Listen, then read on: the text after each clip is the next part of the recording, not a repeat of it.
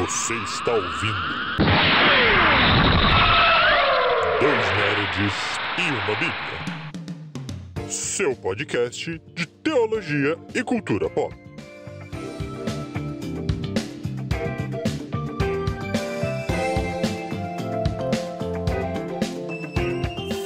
Sejam muito bem-vindos, meus amigos e minhas amigas, a mais um Dois Nerds e uma Bíblia, seu podcast de teologia e cultura pop. Eu sou o Beto, estou hoje aqui com vocês em carreira solo, meus amigos. Isso mesmo, carreira solo. O meu amiguinho Lucas, nesta semana, ele está 100% das atenções dele voltadas para a família. Vocês que nos acompanham, que acompanham ele no Instagram, estão cientes da situação. Então, contamos com as orações de vocês.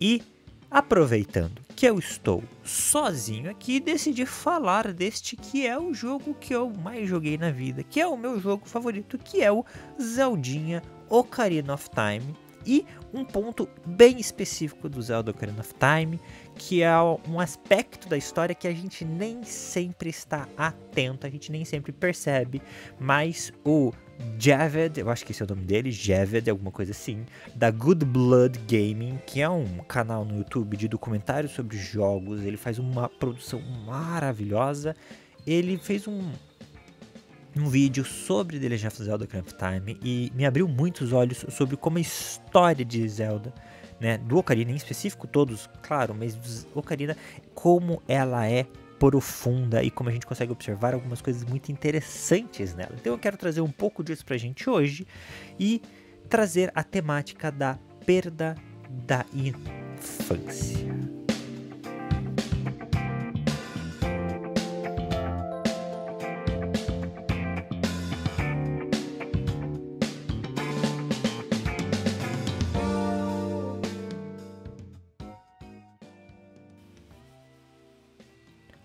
Eu não vou falar toda a história do jogo aqui, mas eu trarei muitos elementos da história. Então sim, vai ter spoilers se você nunca jogou o jogo, se você tem interesse de jogar alguma coisa assim.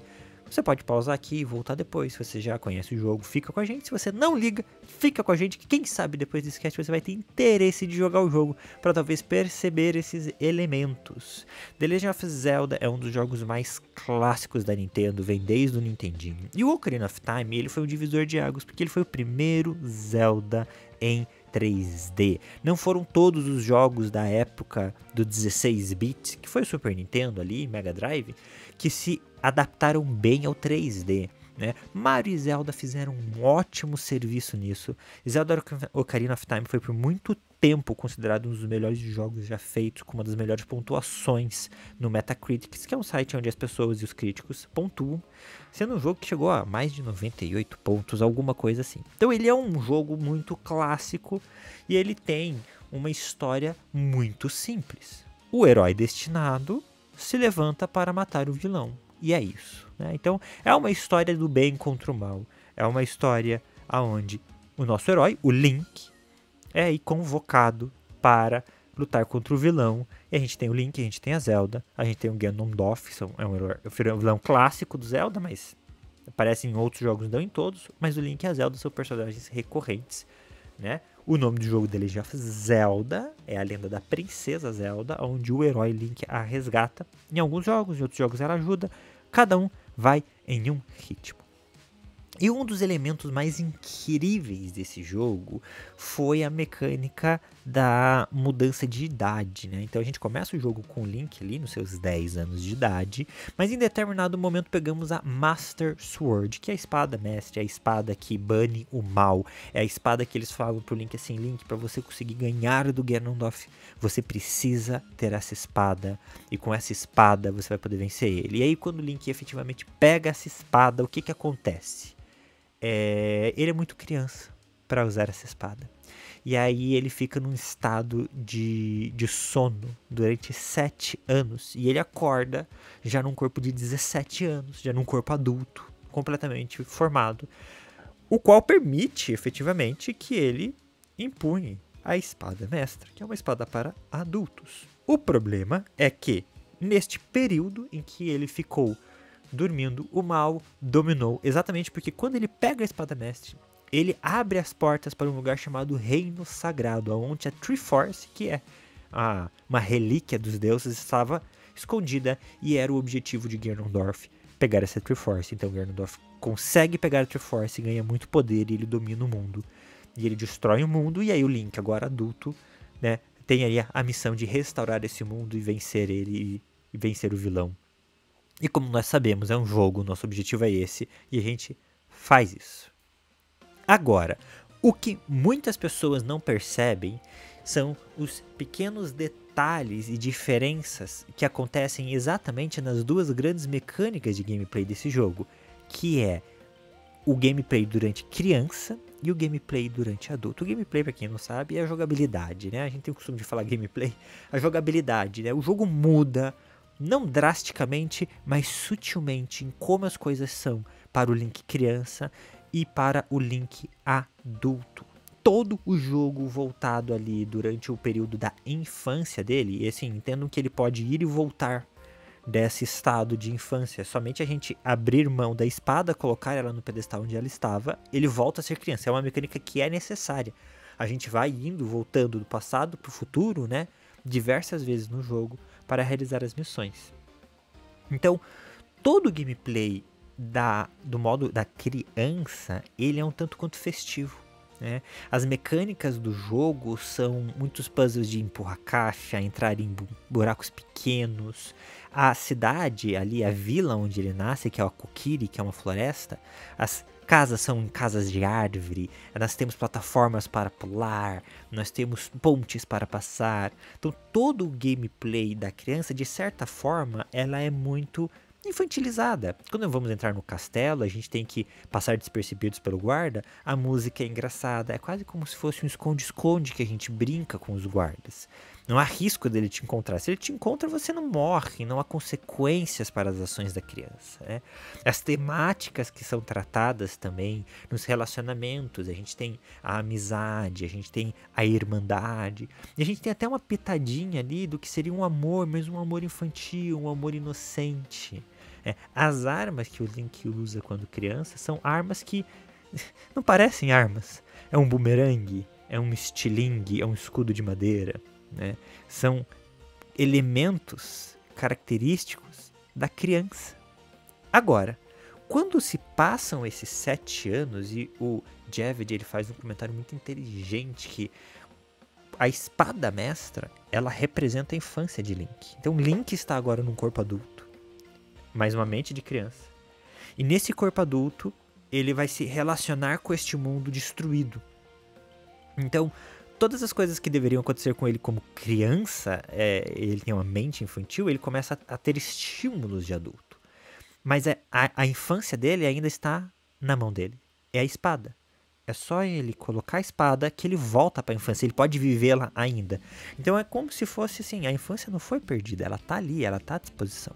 Bem, Link então agora, adulto, em um mundo destruído pelo mal, ele não vai mais ter um gameplay, uma jogabilidade infantil divertida. Não.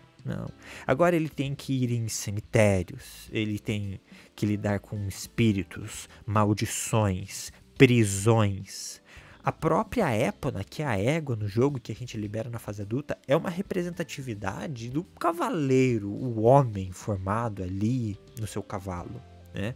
As temáticas que os personagens tratam com ele mudam drasticamente para assuntos como abandono, luto, abuso, e até o relacionamento com as mulheres se torna um amor mais sexualizado. Né? Quando criança, os personagens chamam o Link de menino da fada, menino da floresta, menininho, criança. Agora, quando adulto, é sempre homem, você se tornou um belo homem. Você como homem ainda é incapaz. E coisas assim. São detalhes dos diálogos que às vezes a gente jogando, e eu principalmente quando criança não percebi, mas hoje com a mente muito mais desenvolvida, a gente olha e a gente percebe uma mudança sutil na forma que os estímulos vêm ao Link. E esse Link agora, ele passa a ser um adulto que tem uma mente ainda um tanto quanto infantil, mas ao voltar a ser criança, ele é uma criança que já tem uma mente mais desenvolvida. O Link se torna uma pessoa, um ser, que está em 2 tempos, mas não pertence efetivamente a nenhum deles. As armas, então, também se tornam armas verdadeiras. Arco e flecha, martelo, magias. E até o escudo é um escudo de verdade, é um escudo de adulto. Então, todos os elementos do jogo se voltam para a vida adulta, para fazer sentido com a vida adulta. E a gente tem isso de uma forma muito nítida, mas ao mesmo tempo tá escondida, porque o jogo não te conta, o jogo não te fala, olha só, finalmente está com uma espada de adulto, olha que legal. Não, a coisa tá ali, é uma sublinguagem, ela tá apresentada pra gente, ela não é escondida, mas às vezes a gente não percebe isso. O ápice de todo esse acontecimento está numa verdade muito profunda do que acontece no momento após o término do jogo. Então, tudo bem, o Link pegou a espada. Teve que ficar 7 anos esperando porque ele não estava pronto para pegar a espada. Por causa disso, o mundo virou um caos. Quem sabe se ele não tivesse pego essa espada, não é mesmo? Quem sabe Ganondorf nem conseguisse o poder necessário. Mas ele pegou a espada, este é o fato. Então, ele tem que se responsabilizar por isso. E ele vai, e ele luta, e ele ganha. Mas uns detalhes que o jogo nos dá que são muito interessantes. Quando adulto, nós podemos voltar para a floresta, que é um local onde somente pessoas com fadas podem entrar. Nós temos uma fada. O Link é um Kokiri, uma criança da floresta. Ele tem uma fada. E aí ele volta para lá e conversa com os amigos dele, com as pessoas que conheciam ele, mas ninguém reconhece ele, porque os Kokiris não envelhecem. Os Kokiris são eternas crianças. Mas o Link agora é um adulto, então, poxa, tem um adulto aqui, tudo bem, o mundo tá um caos, temos monstros aqui, então ter um adulto aqui, mas eles olham pro Link e falam assim, olha, você me lembra um cara chamado Link. E eu sei que um dia ele ainda vai voltar. Mas o Link, para ele voltar para lá, ele tem que cumprir a missão dele, e ele precisa voltar para a floresta, mas ele precisa voltar para a floresta com a Neve, que é a fada guia dele. Sem uma fada guia, as pessoas se perdem na floresta. E aqueles que se perdem na floresta se tornam Stalfos, que são criaturas esqueletos ambulantes. Link finaliza sua missão. Ele termina o que ele devia fazer. Ele coloca a espada no pedestal. Ele volta para sua infância, pronto para viver a vida que é de direito dele, na floresta Kokiri. E então, sem explicação, sem mais nem menos, a Neve, a fada guia dele, simplesmente vai embora. Aquela que era a última ligação de Link com a sua infância, com a possibilidade de uma vida normal, o abandona. Não sabemos porquê, ela simplesmente vai embora. E assim, Link está desconectado do seu mundo de origem. Ele não pode voltar para Kokiri Forest. Ele não pode viver a sua infância. Ele não pode ser uma criança Kokiri. Porque ele não é um Kokiri. Ele foi adotado como Kokiri, mas ele é um Hylian. Mas ele não pertence ao mundo dos Hylians. Mas ele não pertence ao mundo dos Kokiris. Ele não pertence ao futuro. Mas ele também não pertence mais a esse passado. E Link então se torna um elo perdido. Ele não tem lugar. Ele simplesmente é deixado e abandonado. E as consequências disso nós vemos em Majora's Mask, que é o jogo subsequente, é a continuação de Ocarina. E eu não vou entrar nesse aspecto aqui agora, mas eu posso entrar futuramente, eu posso voltar e falar um pouco mais sobre isso. Mas eu quero pensar principalmente nesse aspecto aonde esse herói, que ele é conhecido como o herói do tempo, para viver a sua missão, para realizar o seu destino, ele é privado de tudo o que lhe era querido. Apesar de salvar o mundo, apesar de ser esse herói, Link perde tudo ao realizar a missão. Aqueles que eram próximos dele no futuro morrem no processo da vitória. Se entregam às suas vidas. Ele não tem nada no futuro para ele. No passado, A casa dele não é mais acessível e ele já não é mais aquela criança. Então, Link perde tudo em prol de ganhar, de cumprir a sua missão. E a minha pergunta, e o que eu fico me questionando aqui é: será que valeu a pena?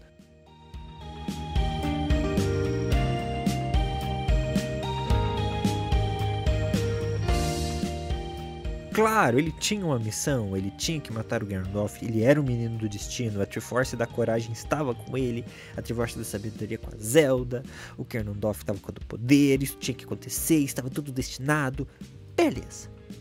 Mas os danos causados neles foram tão grandes, não só nele, né, mas ao redor dele. Então, será que realmente valeu a pena?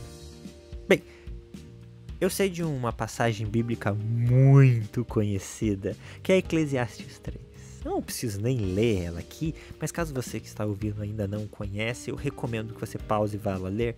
Mas é uma passagem que fala que há um tempo certo de Deus para todas as coisas. Eclesiastes de Salomão fala isso. Então, na sabedoria dele, ele falou: olha, tem o tempo de plantar e de colher, tem o tempo de se alegrar e de se entristecer. Nós passamos por momentos na vida. E olhando um pouco a história do Ocarina of Time, com essa mentalidade de tempo certo para realizar as ações certas, eu fico me questionando: será que era a hora do Link realmente pegar a espada? Será que ele não poderia ficar consciente do seu inimigo, Ganondorf, crescer, observá-lo de longe e na hora certa, como um adulto, realizar o que fosse necessário? Não sei. Não sou eu que defino a história do jogo. Mas efetivamente o fato dele não estar preparado, de não ser o tempo dele, fez com que ele ficasse 7 anos dormindo. E durante 7 anos, Ganondorf dominou, destruiu, matou e corrompeu o mundo. Talvez consequência da imaturidade de acelerar o processo de Link. Talvez, não estou falando que o jogo diz que é isso, eu estou fazendo uma interpretação aqui. Agora, olhando para a vida nossa, para os nossos momentos, para a vida eclesiástica, eu fico pensando quantas pessoas que eu já conheci nessa minha caminhada, não é muito longa, mas é uma boa caminhada, que tinham muito potencial, tinham tudo para serem grandes pastores, líderes, mas não foi respeitado o tempo de cura, o tempo de amadurecimento, o tempo de preparo. Quantas pessoas você que está ouvindo aí também vem dessa realidade eclesiástica, você já não viu assim, sei lá, primeiro amor, 3 meses dentro da igreja e o cara já tá com o microfone na mão? É bênção de Deus quando Deus usa as pessoas, claro que é, mas há um tempo certo para cada coisa. Link, no final das contas, foi efetivo na sua missão. Ele realizou o que precisava ser realizado. Ele matou o vilão. Ele salvou o mundo. Mas nisso, ele perdeu tudo. Aqueles ao redor dele ou perderam a própria vida. Pessoas que não têm nem nada a ver com o assunto. Passaram 7 anos de destruição e tristeza. Então, quando a gente não respeita os processos, quando a gente não respeita os momentos, o risco de, quem sabe, esse líder, essa pessoa que tem um potencial e assume uma liderança antes da hora, as chances disso ser danoso é muito grande. Mas Deus é misericordioso. A missão pode ser cumprida, mas há consequências externas. Há pessoas, às vezes, que estão se machucando nesse processo. O próprio líder, a própria pessoa que não estava pronta, ela se machuca nisso. É igual você pegar um menino de 15 anos que não está com o corpo formado ainda e colocar ele num campo de futebol para jogar futebol com os profissionais de 30 anos, de 25 anos, que estão no auge do porte físico. O corpo dessa criança ainda não está pronto para um jogo de 90 minutos. Então, há um momento de preparo. A igreja é um lugar de cura, de preparação, de restauração. Mas cada vez mais eu vejo, não sei se vocês veem também, pessoas prematuras na fé, forçadas a fazerem coisas que a gente nem sabe se é o ministério delas. E isso é danoso demais. Eu já vi muita gente boa, com potencial, se afastando da igreja, se afastando de Deus, porque se machucou com esse tipo de coisa. Tem umas frases, sabe? Mas Deus capacita. E tem um versículo bíblico que fala que Deus capacita. E a pessoa vai lá no versículo bíblico, não, porque Deus capacita, né? Vai lá, faz e não pensa nisso agora, Deus vai te usar. Ou, se você não fizer isso, você está indo contra as ordens do seu Deus. Essas são frases irresponsáveis e muitas vezes danosas. Uma coisa que tem acontecido muito nas igrejas de hoje é a teologia do coach, aonde por algum motivo o ser humano decidiu achar que ele é importante. Frases como você é... Eu nem consigo lembrar essa frase de tão absurda que é, gente. Você é o ponto fraco de Deus. Como assim? Eu sou uma ferramenta que seria usada na hora propícia, no tempo de Deus. Temos que tomar muito cuidado para não sermos manipulados por uma estrutura desesperada por números e resultados. A igreja de Deus não é uma empresa. Apesar de se comportar como uma hoje em dia, as igrejas têm um CNPJ. Ela se comporta como uma igreja, mas igreja não é sobre número. Igreja é sobre cuidado, é sobre amor, é sobre restauração. A igreja cresce de forma orgânica, conforme cada líder, cada pessoa é tratada, é cuidada, se alimenta em Deus, se aprofunda em Deus e naturalmente, organicamente, ela começa a transbordar a presença de Deus. E ela começa a atrair pessoas, e ela começa a atrair olhares. E ela começa a abençoar a vida das pessoas ao seu redor. Mas não porque alguém deu um microfone na mão dela e obrigou ela a fazer uma oração, a trazer uma palavra. Mas porque ela, no seu relacionamento pessoal com Deus, vem se transformando a cada momento. E isso de uma forma muito natural, flui no tempo certo.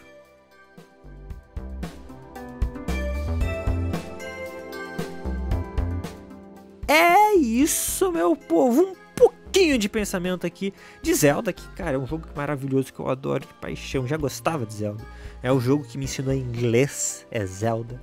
E esse Zelda em específico, aquele of Time. E, né, quando eu consegui perceber, né, essa profundidade na história, e tem outros aspectos aqui, se quiserem eu trago depois, aspectos até religiosos que a história trata de uma forma muito inteligente, foi uma das coisas que me abriu os olhos para observar um pouco mais as histórias dos jogos, porque muitas vezes, a gente tem muito jogo que é só jogo, minha gente, mas a gente tem muito jogo que é muito bem pensado, que traz muitas mensagens, ou coisas do gênero, né? Mensagens boas.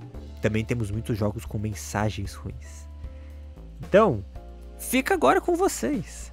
Eu quero o comentário de vocês. Comenta aí se você gostou, dá um like no YouTube, comenta no Spotify, compartilhe esse link com quem você acha que talvez esse podcast seja para alguém. Talvez você conheça alguém que esteja passando por algo como isso. Talvez você seja alguém que tá pensando e tá falando assim pra si mesmo, será que eu tô no tempo certo de eu assumir essas responsabilidades? Eu quero terminar falando assim, os números da igreja não são sua responsabilidade. A sua responsabilidade é o seu relacionamento com Deus. Este relacionamento, de forma natural, vai refletir em ações e vai resultar em números. Mas não pense nos números da igreja como sua responsabilidade. Ai, meu Deus, não convidei ninguém. Ai, meu Deus, a minha célula não tá crescendo. Ai, porque eu nunca discipulei ninguém. No seu tempo. No tempo de Deus. Deixa Ele te tratar. Deixa Ele te preparar para você encontrar seu ministério. Porque às vezes, alguém quer te dar um microfone na mão, ou alguém quer te colocar no louvor, ou alguém quer te colocar na recepção da tua igreja, ou eu não sei mais no que querem te colocar, e às vezes o teu lugar escrevendo um bom livro. Talvez o seu lugar seja na mesa de som, seja tirando foto, talvez seja pregando. Quem sabe? deixa Deus agir no seu coração. Deixa o like aqui, comenta o que você achou. Comenta também que outros jogos, que a gente não fala muito de jogo aqui nos Dois Nerds, é muito difícil. Que outros jogos você acha que a gente pode trazer aqui? Eu vou ficando nessa. Um beijo e um queijo!